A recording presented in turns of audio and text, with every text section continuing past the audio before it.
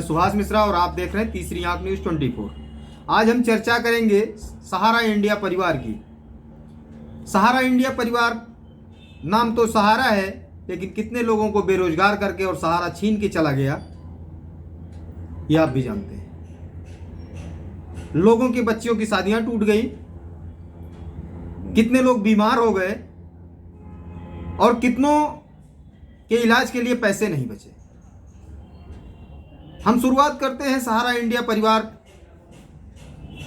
के शुरुआती दौर गोरखपुर से। सहारा की शुरुआत हुई 1978 में। गोरखपुर एक 10x12 के कमरे में एक टेबल, एक कुर्सी और एक वेस्पा स्कूटर से, ये टोटल पूंजी थी।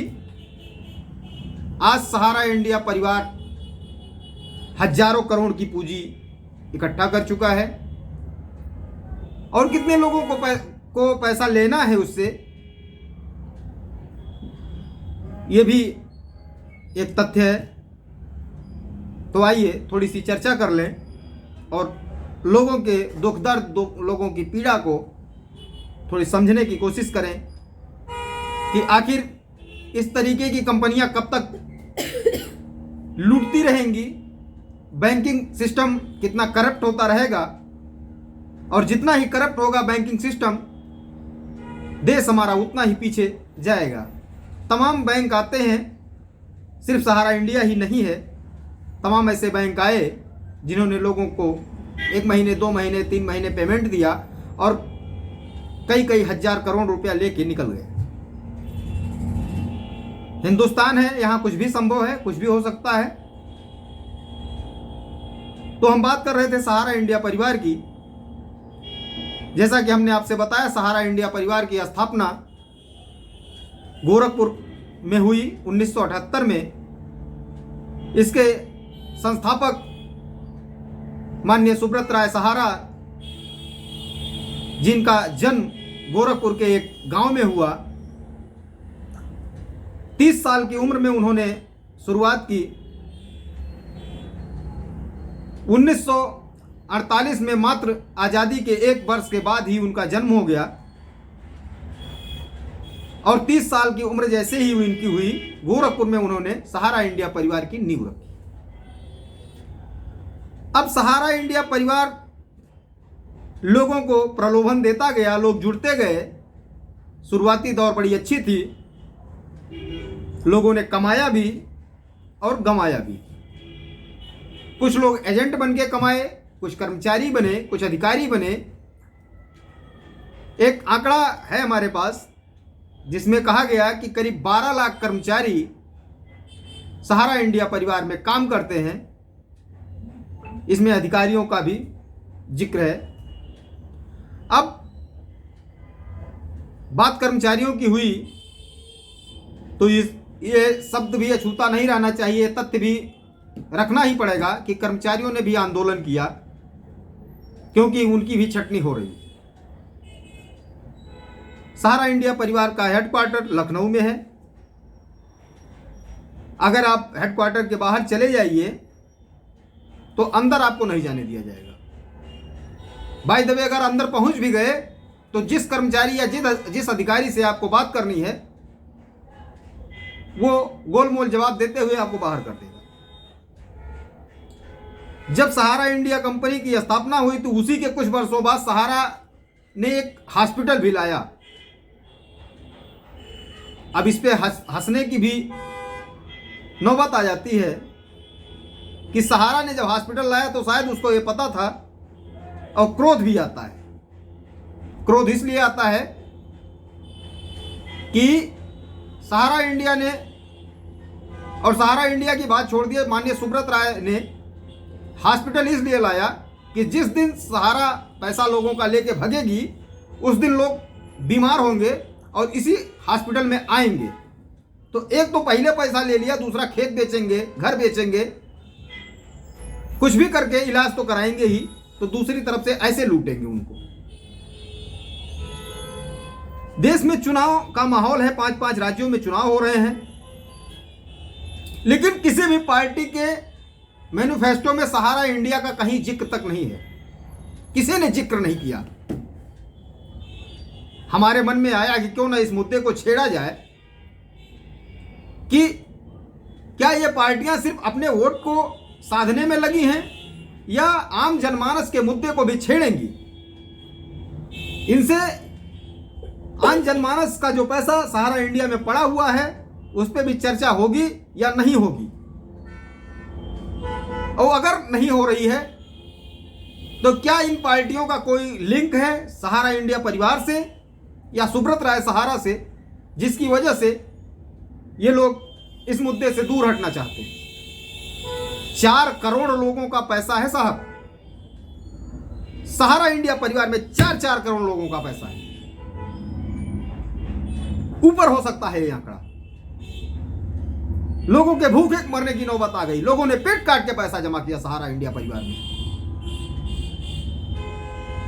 आज उनके बच्चियों की शादियां टूट रही हैं, किसी की मां बीमार है, किसी को बेटे की पढ़ाई करवानी है। लोगों ने इसी दिन के लिए पैसा जमा कर रखा था, अपनी समय सारी जरूरतों को काटते हुए। पैसा कोई आवश्यकता से ज्यादा नहीं कमाता। अगर इन नेताओं और बड़े बड़े उद्योगपतियों की बात छोड़ दी जाए तो कोई व्यक्ति आवश्यकता से ज्यादा पैसा नहीं कमाता। मिडिल क्लास का आदमी जो होता है वो पैसा इसलिए कमाता है, जोड़ता है कि शायद भविष्य में हमको जरूरत पड़े और इस पैसे को निकाल के हम अपनी बच्ची की शादी कर सकते हैं, हमारे वृद्ध होने पे इसकी जरूरत पड़ सकती है या हमारे बच्चे की पढ़ाई में जरूरत पड़ सकती है, तब इसको हम निकालेंगे। और इस तरीके के बैंक जो करप्ट हो जाते हैं और लोगों का पैसा मार के निकल जाते हैं। हमारे पास कुछ आंकड़े हैं, उन आंकड़ों को हम थोड़ा देखना चाहेंगे और चर्चा भी करना चाहेंगे उन पर। जब सहारा इंडिया परिवार की स्थापना हुई तो उस समय तो बहुत छोटी पूंजी थी। 44 वर्ष का समय बीत गया। आज समय बढ़ता गया, बीतता गया और बीतने के साथ साथ एक समय ऐसा आया 2009 में सहारा ने आईपीओ लाने की बात कही। आईपीओ जब लाना चाहे सहारा ने तो सेमी ने सहारा पर जांच बैठाई। सहारा इंडिया परिवार पर जब जांच बैठी तो बहुत बड़ी अनियमितता निकल के सामने आई और अनियमितता का पता चलते ही तमाम फाउंडेशन लगा दिए गए सहारा पर। जांच में पता चला कि 72,000 करोड़ की कंपनी, सहारा की बात कर रहा हूं, जो 72,000 करोड़ की कंपनी है उस कंपनी पर 62,000 करोड़ की लायबिलिटी है। जांच हुआ, सुब्रत राय सहारा जेल गए। इसी दौरान 2016 का समय आया, उनकी माताजी का निधन हुआ। हमको भी दुख होता है, मां सबकी मां होती है। उनकी भी मां ने यह नहीं सोचा था कि हमारा बेटा ये कर रहा है, निकट भविष्य में इसके परिणाम क्या होंगे। तो सुब्रत राय सहारा जी की मां का निधन हुआ। निधन होने पर वेल मिली इनको और बाहर आए। चलिए, जमानत मिलनी चाहिए थी, अच्छी बात है, लेकिन लोगों को पैसा भी मिलना चाहिए। सुनने में तो यहां तक आ रहा है कि अब कर्मचारियों की छटनी तक हो रही है। अभी बीच में हमने एक देखा था कि लोग धरने पे बैठे थे, 108 के कर्मचारी जीबी के EMRI कंपनी के। तो ऐसे कंपनियां लोगों की छटनी कर रही हैं, लोगों के भविष्य के साथ खिलवाड़ कर रही हैं। हमारे देश का भविष्य कहां जा रहा है? नौजवान अपना समय देता है और जब उसको पैसे की जरूरत होती है उस समय उसे कंपनियां बाहर कर देती। सहारा इंडिया ने भी यही काम किया। अपने कर्मचारियों की छंटनी शुरू कर दी। आप सोचिए इस उम्र में अब वो व्यक्ति कहां जाएंगे। चलिए ये तो सहारा इंडिया की बात हो गई, जो उसमें काम कर रहे हैं उनकी बात हो गई, लेकिन जिन्होंने पैसा दिया है बात उनकी हो रही। जब जांच हुई तो पता क्या चला कि सहारा इंडिया ने विश्व कप खेलने वालों को, जो खिलाड़ी थे हमारे, उनको लोनावाला में यम्बे वैली की स्थापना किया सहारा ने। आपको शायद पता होगा या ना पता हो, लोनावाला मुंबई में पड़ता है, महाराष्ट्र। वहां लोनावाला से करीब 12 किलोमीटर दूर यम्बे वैली की स्थापना की गई और यम्बे वैली को काफी डेवलप किया गया और 2003 का विश्व कप आया। उसमें भारत के जो खिलाड़ी खेल रहे थे उनको ये कहा गया कि अगर भारत जीतता है तो जितने खिलाड़ी हैं सबको एक फ्लैट दिया जाएगा। आई गई बात हो गई, विश्व मैच हुआ, विश्व कप हुआ। विश्व कप में भारत हार गया, लेकिन एक बात सोचने की है कि जब यह कहा गया था कि विश्व कप जीतने के बाद फ्लैट दिए जाएंगे, उसके बावजूद विश्व कप इंडिया हार गया, फिर भी जितने खिलाड़ी थे सबको फ्लैट दिए गए।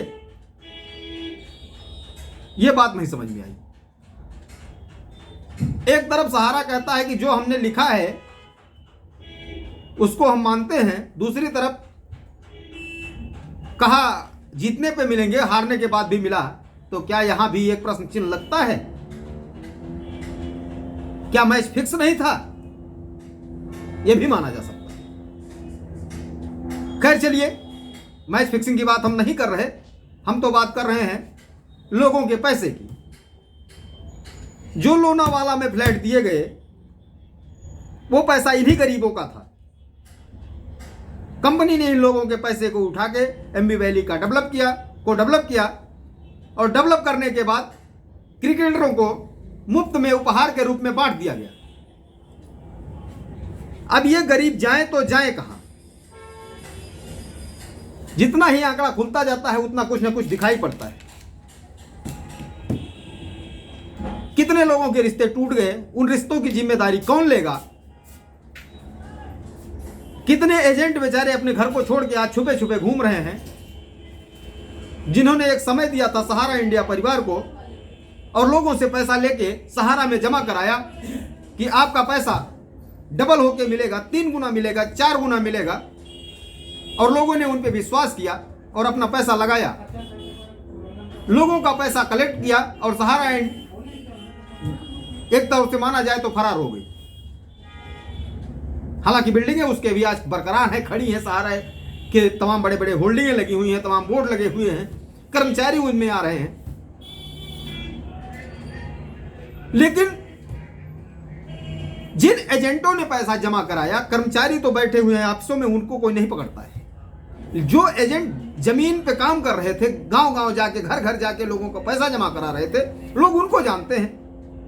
उनके घर पहुंच के लोग उनसे पैसा मांगते हैं, उनके बच्चों को धमकी देते हैं, उनको धमकी देते हैं। कितने एजेंटों ने तो गांव छोड़ दिया, आत्महत्या करने की नौबत आ गई।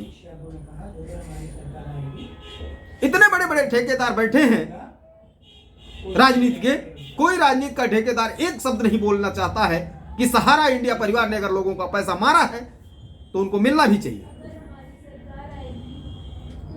चलिए ठीक है, हम इस तरीके के तमाम मुद्दों को उठाते रहेंगे, लेके आते रहेंगे। ये तो जनता की बातें हैं और मुद्दों को उठाना हमारा काम है।